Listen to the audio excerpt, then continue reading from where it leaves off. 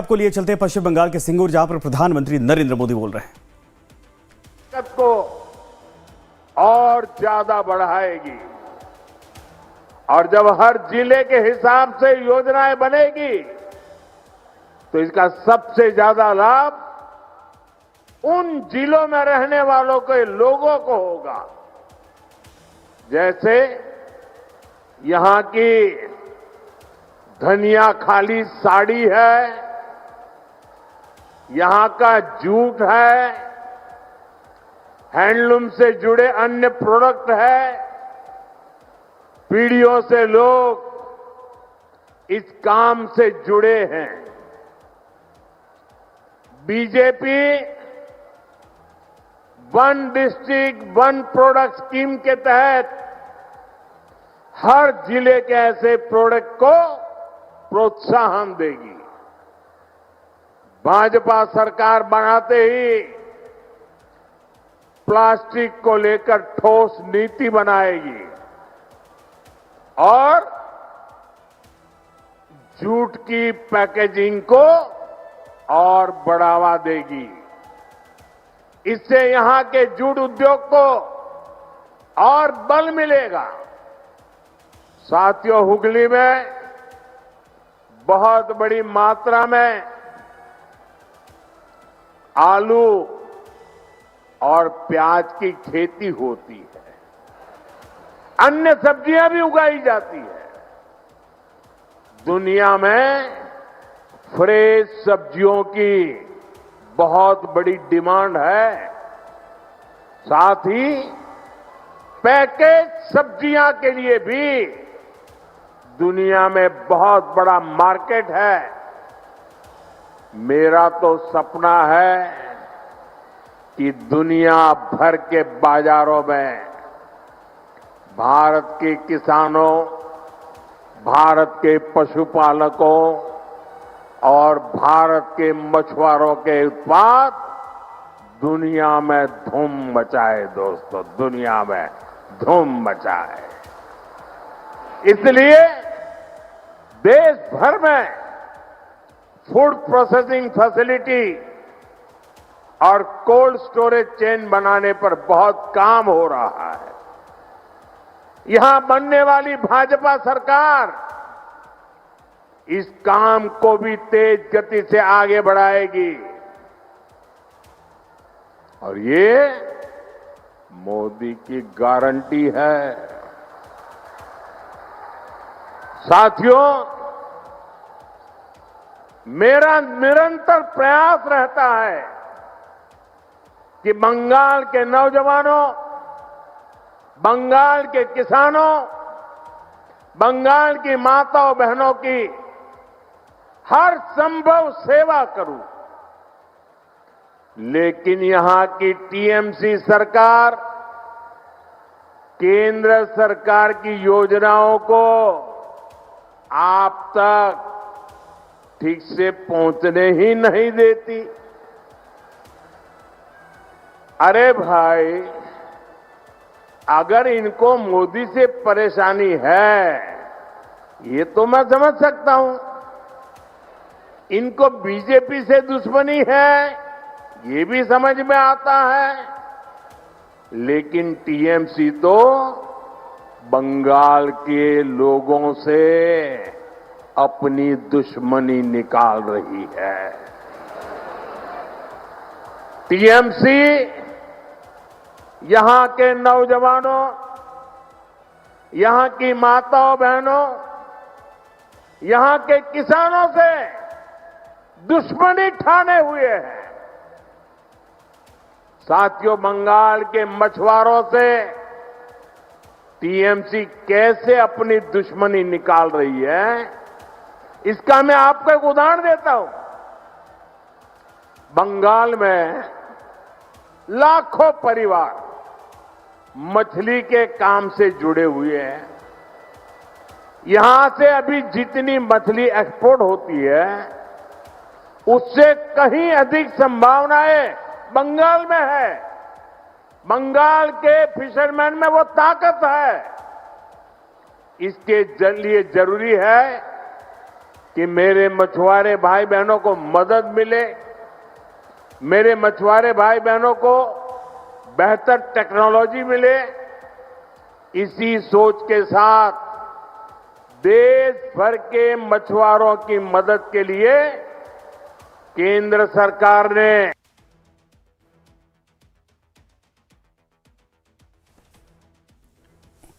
तो प्रधानमंत्री नरेंद्र मोदी को आप सुन रहे थे। सिंगूर में पीएम मोदी का यह संबोधन, और विधानसभा चुनाव से पहले एक बार फिर से सुनवाते हैं। पर देश भर की राज्य सरकारें अपने यहां के मछुआरों के नाम रजिस्टर करवा रही है, लेकिन बंगाल में इस काम पर ब्रेक लगा हुआ है। हम बंगाल की टीएमसी सरकार को बार बार चिट्ठी लिखते हैं। मुख्यमंत्री जी चिट्ठी नहीं पढ़ती है, लेकिन अफसरों को तो पढ़ने दो। लेकिन टीएमसी सरकार यहां के मछुआरों के रजिस्ट्रेशन में बिल्कुल सहयोग नहीं कर रही है। इससे बंगाल के मछुआरों को पीएम मत्स्य संपदा योजना जैसी केंद्र की स्कीम का फायदा नहीं मिल पा रहा है। साथियों, टीएमसी बंगाल के नौजवानों के भविष्य भी के साथ भी खेल खेल रही है। पूरे देश में हजारों आधुनिक पीएम श्री स्कूल खोले जा रहे हैं, लेकिन टीएमसी बंगाल के बच्चों को पीएम श्री स्कूल की बेहतर शिक्षा से भी वंचित रख रही है। आप मुझे बताइए, बंगाल के बच्चों का भविष्य तबाह कर रही टीएमसी सरकार को जाना चाहिए कि नहीं जाना चाहिए? जाना चाहिए कि नहीं जाना चाहिए? ये टीएमसी को भगाना चाहिए कि नहीं भगाना चाहिए? ये टीएमसी को हटाना चाहिए कि नहीं हटाना चाहिए? बंगाल को बचाना चाहिए कि नहीं बचाना चाहिए? नौजवानों का भविष्य बनाना चाहिए कि नहीं बनाना चाहिए? माताओं बहनों को सुरक्षा देनी चाहिए कि नहीं देनी चाहिए? क्या ऐसी टीएमसी सरकार को बंगाल को सजा देनी चाहिए कि नहीं देनी चाहिए? ये टीएमसी को सजा मिलनी चाहिए कि नहीं मिलनी चाहिए? साथियों, देश में जो भी सरकारें विकास को रोकती हैं, गरीब कल्याण के काम में रुकावट डालती है, देश का मतदाता अब जान चुका है, देश का मतदाता जाग चुका है। ये रुकावट डालने वाले हर किसी को लगातार सजा मिलती रही है। दिल्ली में भी, दिल्ली प्रदेश में एक ऐसी ही सरकार थी जो केंद्र की योजनाओं को लागू नहीं होने देती थी।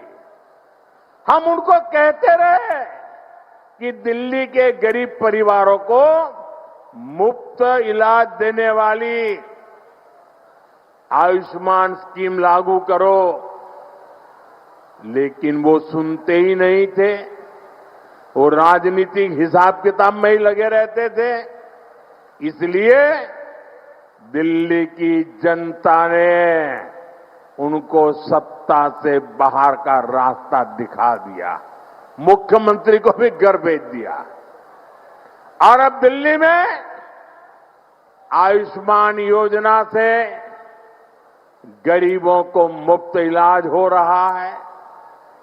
साथियों, बंगाल की जनता ठान चुकी है, यहां के लोग टीएमसी की निर्मम सरकार को सबक सिखाने वाले हैं, ताकि यहां भी बीजेपी सरकार बने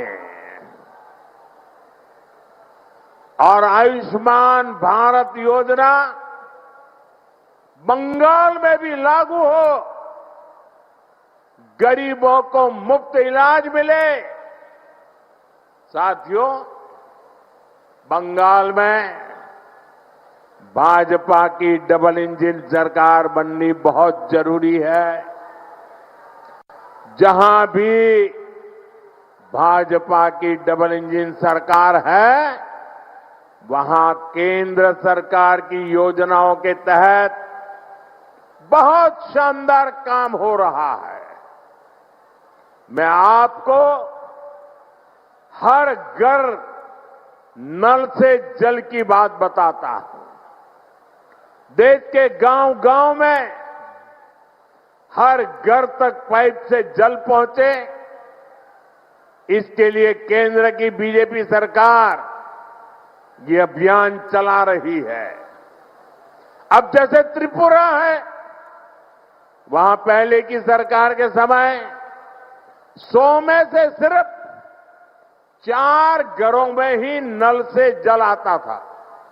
जब लेफ्ट वालों की सरकार थी ना त्रिपुरा में, आपके पड़ोस में, 100 घर में से सिर्फ 4 घर में। लेकिन बीजेपी की डबल इंजन सरकार के कारण आज वहां 100 में से 85 घरों में नल से जल आने लगा है। ये आंकड़ा आपको याद रहेगा? ये आंकड़ा आपको याद रहेगा? आप जरा बताएं, मैं ना दोबारा बताऊं मैं। जब ये लेफ्ट वालों की सरकार थी, तब 100 में से 4 घरों में नल से जल आता था। आज 85 घरों में, 85 घरों में पानी पहुंचता है। साथियों, आज भी बंगाल में आधी आबादी ऐसी है जिनके यहां नल से जल नहीं आता। अगर त्रिपुरा में बीजेपी ना आती तो वहां आज भी वैसा ही हाल होता। बंगाल में बीजेपी आएगी तो यहां हाल बदलेगा। हमारी माताओं बहनों को, हमारी बेटियों को पानी लाने के लिए कितनी परेशानी होती है। भाजपा सरकार इस परेशानी से आपको मुक्ति दिलाकर रहेगी और ये मोदी की गारंटी है।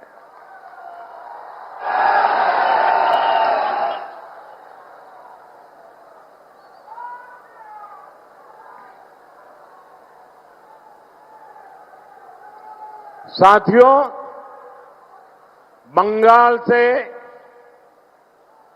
टीएमसी के महाजंगल राज का जाना और बीजेपी के सुशासन का आना, ये बहुत जरूरी है। इसके लिए ईश्वर चंद्र विद्यासागर जी के बताए रास्ते पर चलना होगा। उन्होंने नारी शक्ति और युवा शक्ति को परिवर्तन का माध्यम बनाया था। अब बंगाल की बहनों बेटियों को, यहां के नौजवानों को अपनी आवाज बुलंद करनी होगी।